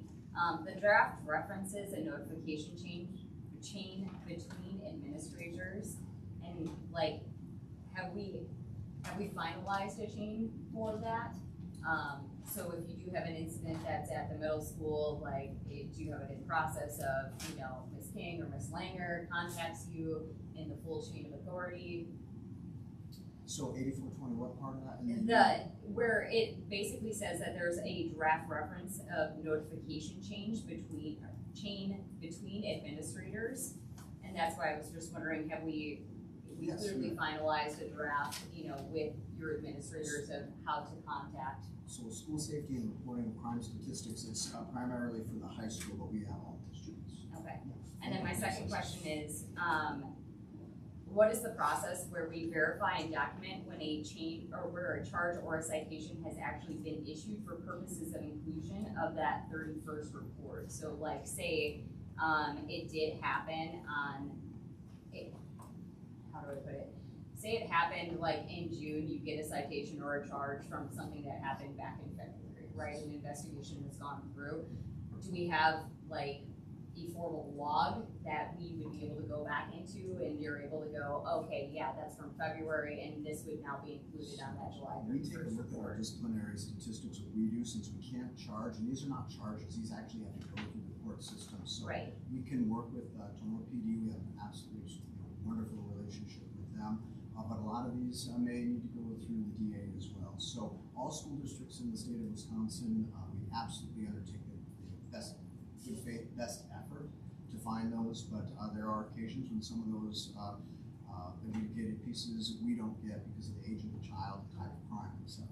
Right. I would report, those that we know about. So we have a tight relationship there to get as close as we can. to Right, those I saw it kind of has ambiguous language on that of Yeah.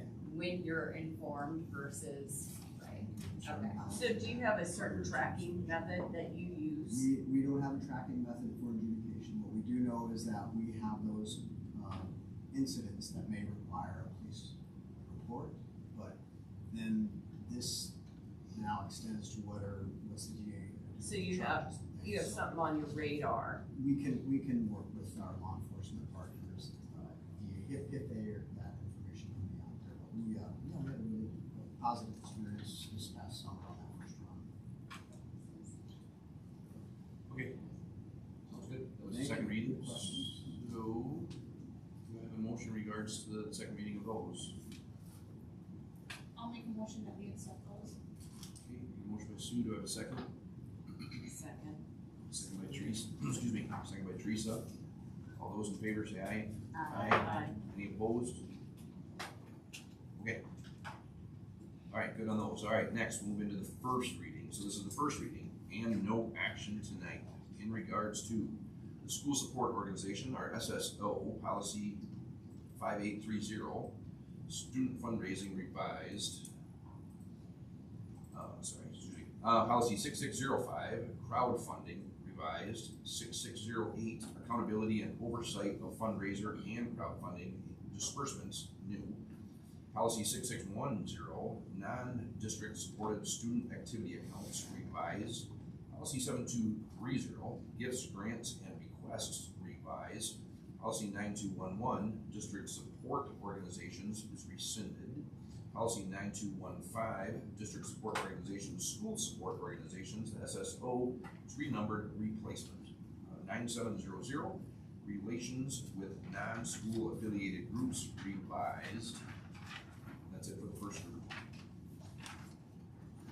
Yes, thank you so much. So I broke these out just to separate the first readings into those that were really fiscally oriented. We are so honored to have so many of those school support organizations work in our district. So what you see in these policies and their first reading were recommendations from Neola just in terms of how some of those internal controls are handled with fundraising, gifts, grants, requests, just about everything under the sun with our programs, our school support agencies and organizations that assist us. So we have strong internal controls within the school district, and these certainly are just opportunities for us to adequately manage fundraising, cash exchanges, etc. in different groups. So I defer over to our board committee as well if they saw any that stood out. But for us that evening, Michelle sat through those with me and the Neola rep, found some positive ground with those. Michelle did, and then I didn't hear. We walked through them at a board committee meeting. Felt that they were in line with the practices that we have. So we won't control all the money. Here's what's actually a school organization versus what's a student support organization. So they're still separate entities. Questions on this first set? I had 9215. I know we have a lot of organizations that we support. I would submit that maybe we should get a report. How are they doing? I know we indicated that several years ago to see if it was functioning properly, or were there any issues or any barriers or anything we as a board, just so that we know what is going on. That'd be appropriate to have some of those groups coming. So no, nothing in regards to the policy you're just asking. Well, that's right, because it does say that there's a report. We're funding it. You mean like trap? Is that- You mean like rodeo? Or what No, would you we want had several organizations that we cited to you. Black Student Union was one 2 years ago or thereabouts.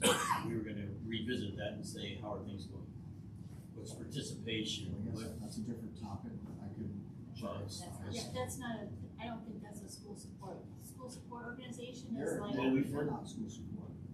How are they They're a funded? club. They're a They're a club. club. Okay. this We is, don't fund it? this is like, the youth wrestling program, Okay, outside of that. outside of, they kind of work with the school, but they're not really part of us, you know what I mean? Alright, so the difference is the that they are part rodeo- of the school. I see where you're going with that, but Just that's want something that we feedback. can lead in onto the high school. Okay, no, that's district. good. That's good, thank you. But yeah, but that's, the- Clarification. yeah. Thank you. More than that. No, I'm good with that one. Just a Well, I point still- of clarification, like for our next reading for the second policy, we need to approve the definitions first before we can approve any of the school support organization policies. So just a reminder of like, put it Yep. right first, so. I'll roll them all together on the next one, but I just first for discussion, but yes, 0100 has definite SSO definition in it, but there's also a definition of what we want.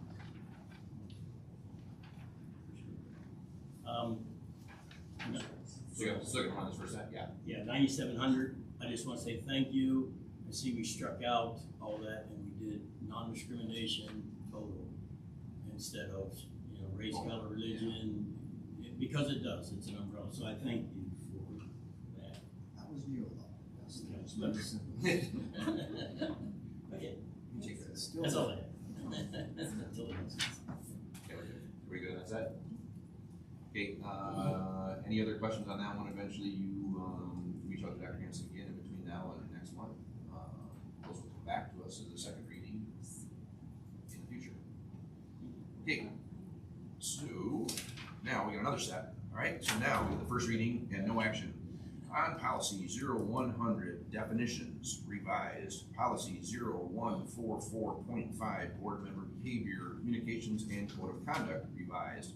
Policy 1210, board district administrator relationship revised.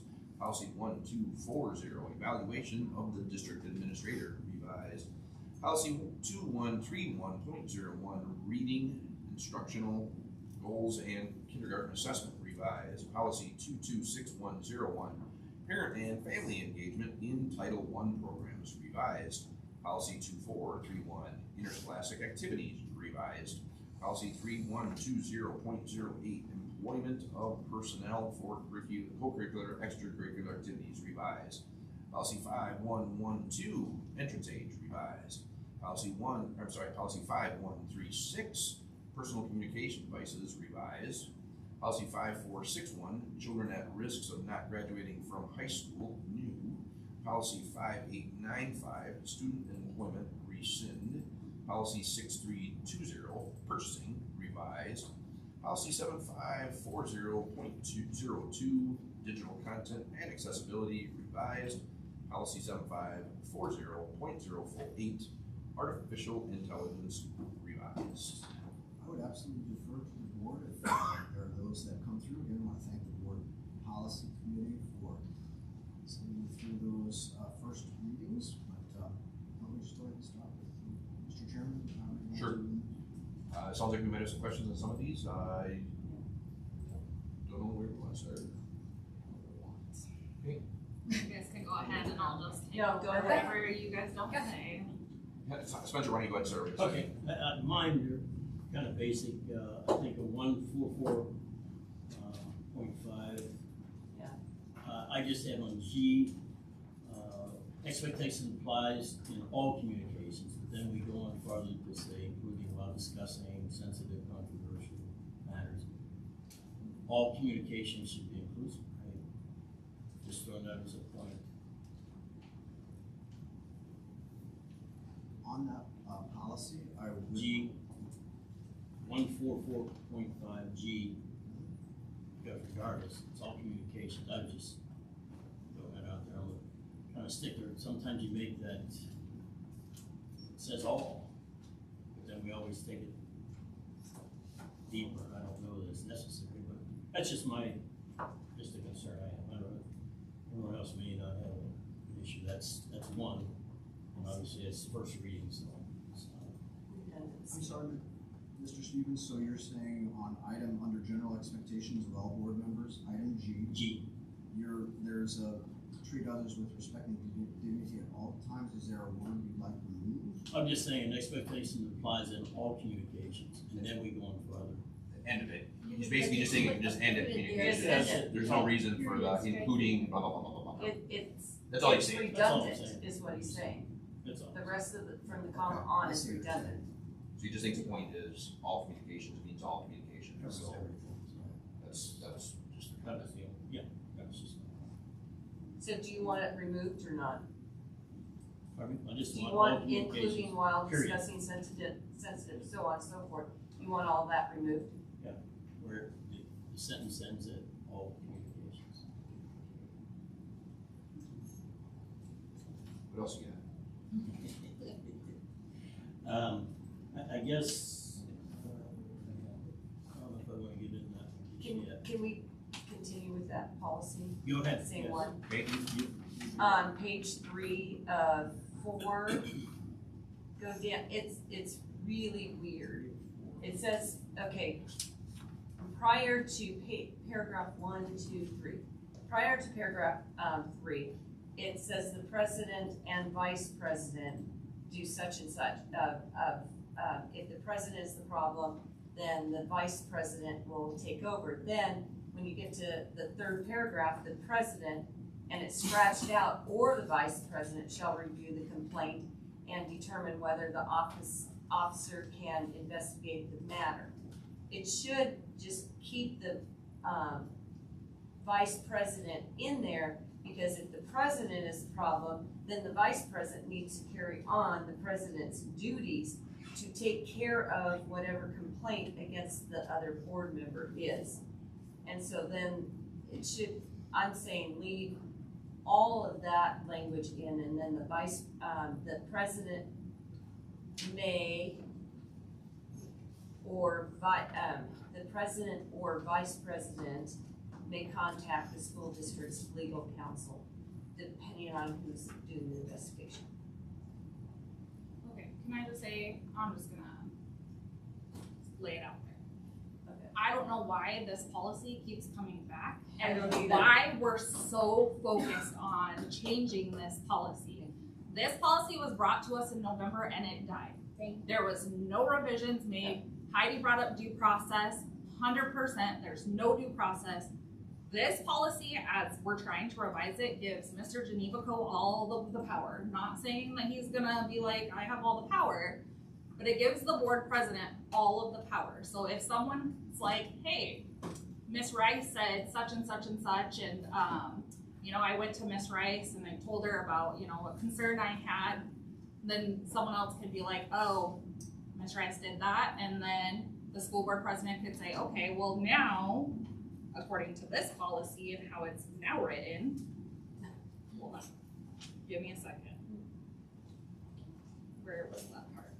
So now they can say, because of no due process and whatever, they can now say, oh, well, Ms. Rice can now have formal censure by resolution passed by a majority of the board, removal from board committee assignments, restriction on board member rights granted by policy, referral to proceed with efforts to remove the board member from office for cause, referral to law enforcement, other efforts to pursue compliance with adherence, and then, my favorite, the added portion. If a complainant or any other person contacts an individual board member other than the board president to discuss complaint or investigation under this policy, the board member shall inform the person that the board member has no authority to act in an individual capacity and shall refer the person to this bylaw for the board president for further assistance. Now, the document that was sent to us about why this keeps coming back to us, even though, by the way, I should just point this out, the February 9th board policy committee meeting, the committee recommends keeping current language referencing vice president.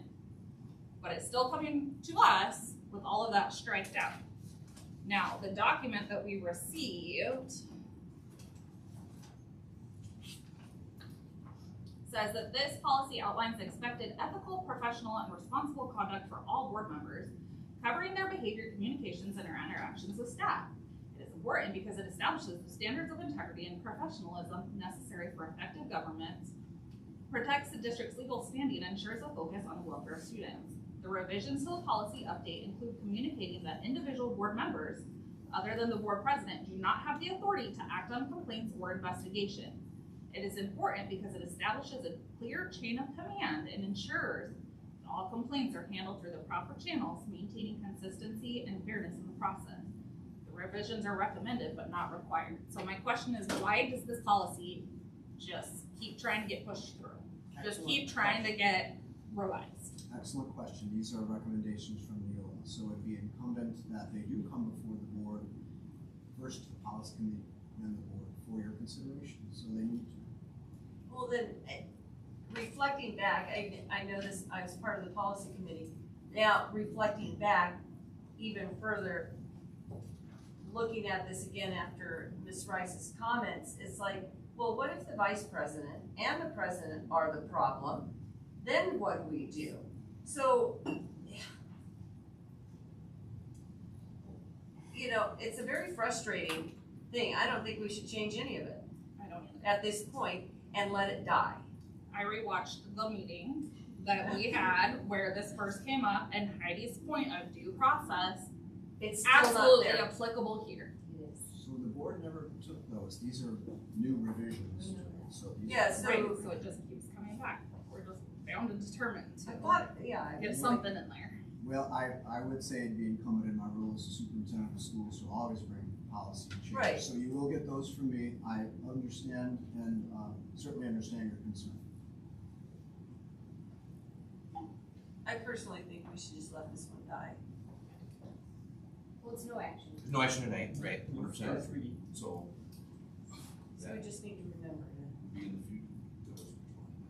I just want to add Yeah, go ahead. the same thing. Disappointed to see this policy come forward again. I hope that the board over this next month will take a look at this very carefully. Katie's absolutely right. I do think that this opens us up to All sorts of problems. legal ramifications. So, that's all. Can I, okay, when you say let it die, what do you mean by that? Just, Or don't change. Just leave it We as just it's printed. change Do not change any of the pink or the Okay. Potentially, green. that would be the. Like it just right there. We're just gonna make a motion. Okay. Right. Just wanted to make sure, yeah, we were talking about.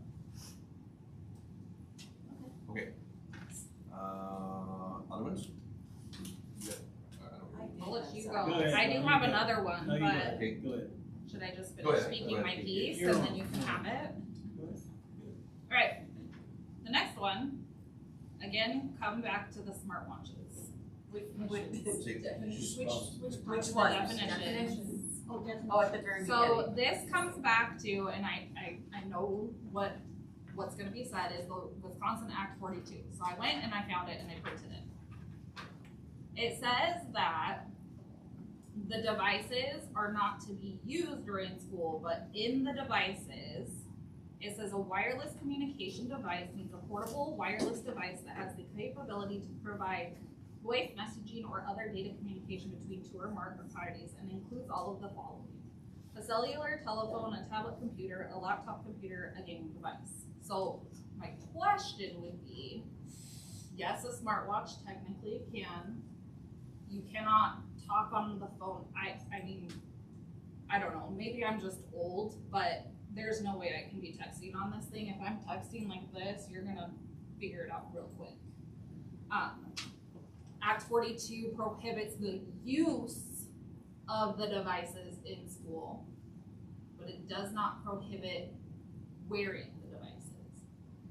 The policies are not clear enough to state that to where I can see there being some, I'm trying to think of the word I'm looking for.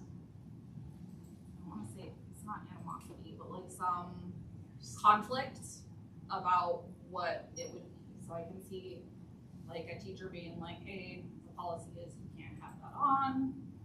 A student saying, but I'm not using it. So it's not clear enough because according to Act 42, they can have it on them, they just cannot use it. Does that make sense? Yeah. Does anyone, I think you're making did a point. anyone I think I- find anything in the policy that I'm missing? No, I had brought some, up in this, in policy committee about, and it was specific, and I can't find the policy that is in here right now. I left my notes at home.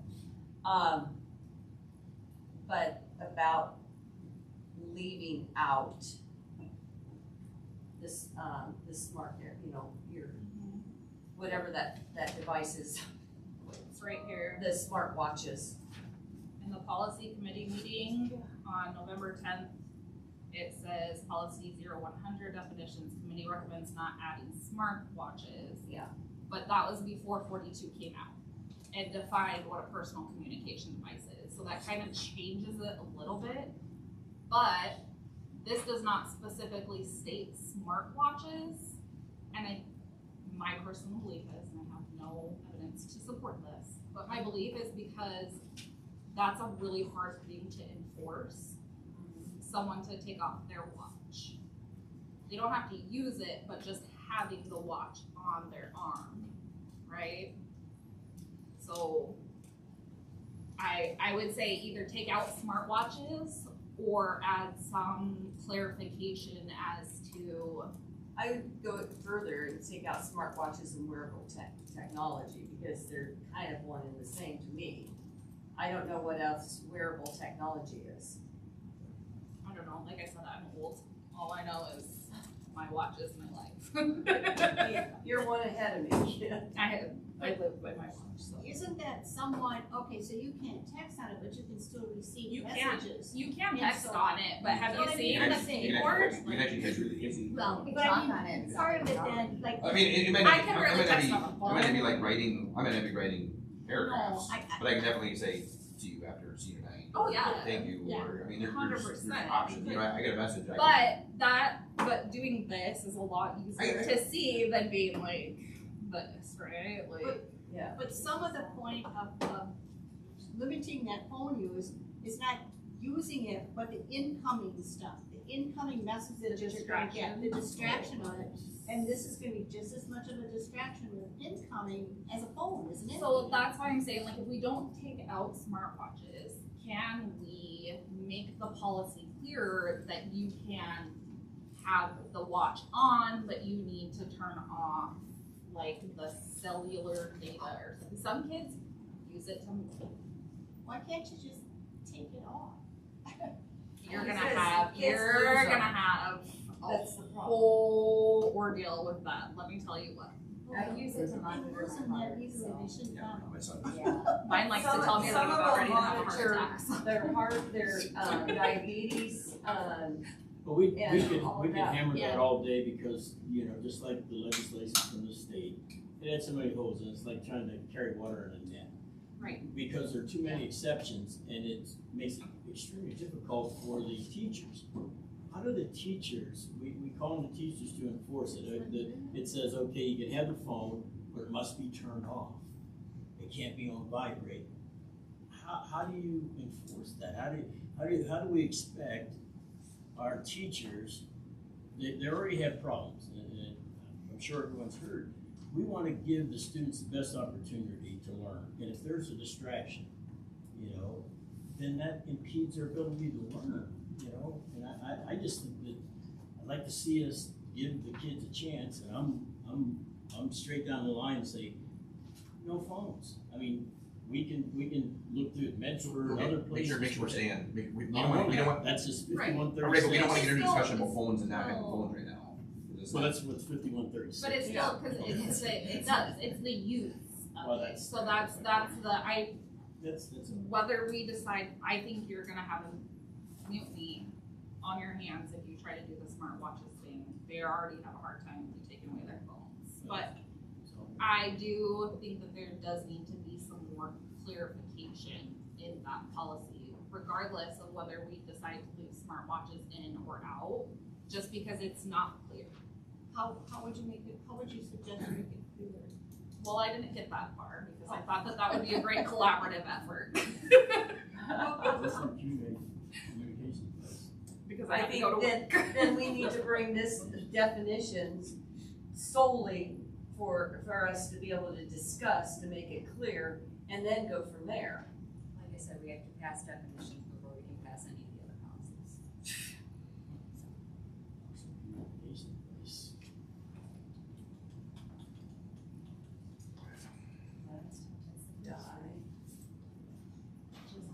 I am not ill.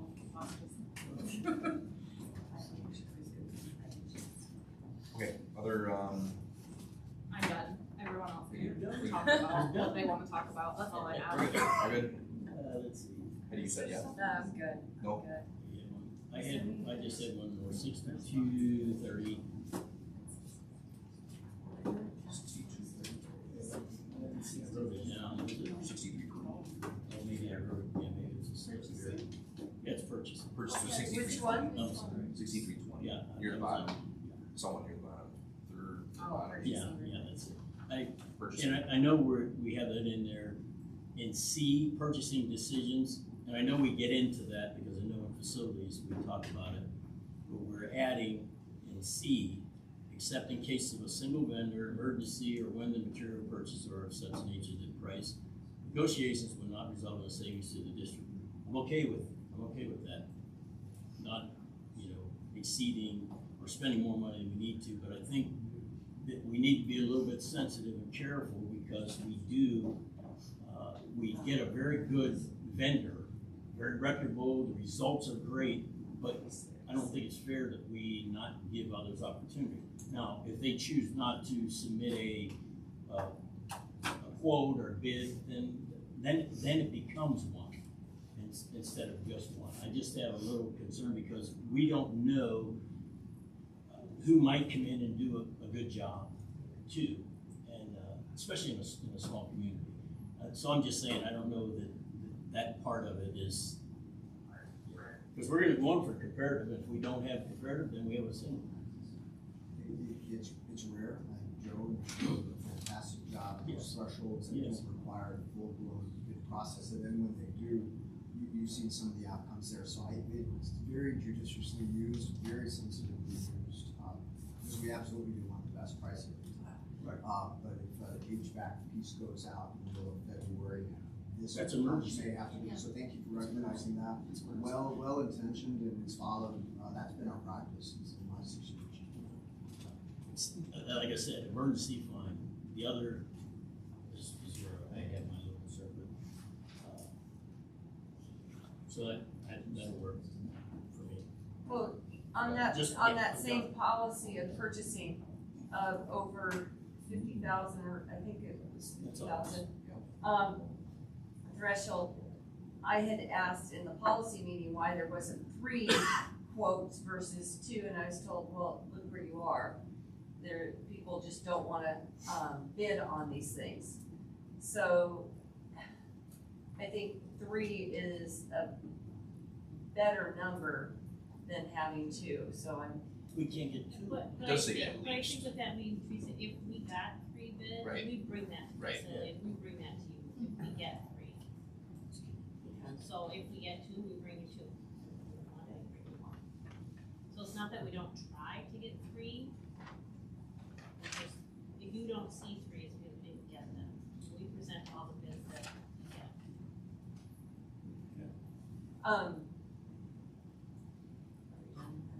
Sure. Okay, 5136, this is the other one. Yes, granted, I know that if you don't get the definitions done, then this one's kind of a moot point.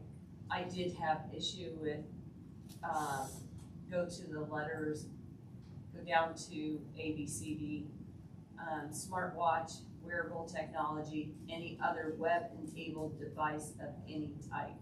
I mean, kind of that whole statement says it all for A through I.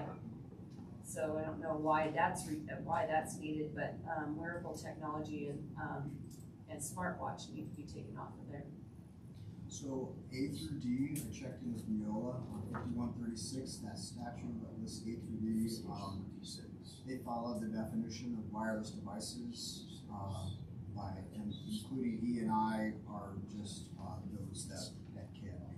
Most districts are taking all of them, but there are some, as you mentioned, it's just 42 So A through D are required by law. So there's some that are not that are outside of the statute. So boards have the, right now, can it be as restrictive or? So- So E, I'm gonna clarify, E through I is subjective. I checked in, yeah, there's some that are required by statute and others, these are those devices that absolutely can communicate and can potentially disrupt instruction.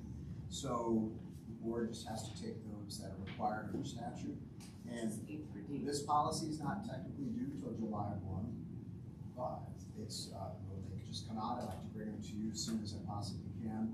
So certainly there's some time if there's grander conversations, but nothing prohibits boards from, our practices don't change at all right now, we're doing everything just fine.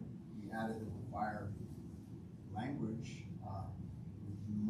much of the green that's here, but also the board can make determinations if they wish to be more restrictive in nature as well. But I would agree too that those can be grander conversations when we talk about some of these other things, but in the first reading, you're definitely on the line for what's required. But the paragraph right underneath all that green, it says, "The students may possess the PCDs in school or school property during activities, extracurricular activities, and school-related functions. They must be powered completely off. Not just placed in vibrate or silent mode and stored out of sight during the school hours and during activities and extracurricular activities."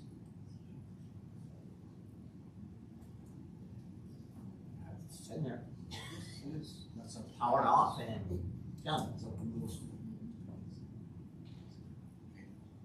Can we just, when it comes to second read, get rid of what's not required ingrained in law according to this? And We're not just doing any keep it, motions tonight, so that'll have to be at a future time. okay, You don't have to make that motion. we'll have to do that. Right. Okay, We're just talking about it tonight, and that would have to be in the form of the discussion at the second reading. You can have that. It's just that's the Act 42 law that I just printed off. the Okay. law that we're talking about. Right, a lot of info there, a lot of good things, a lot of things to think about. So we'll hear about that coming soon. I think that was my own. All right. Sounds good. Next, kind of last thing in the open here is the upcoming events for the board members.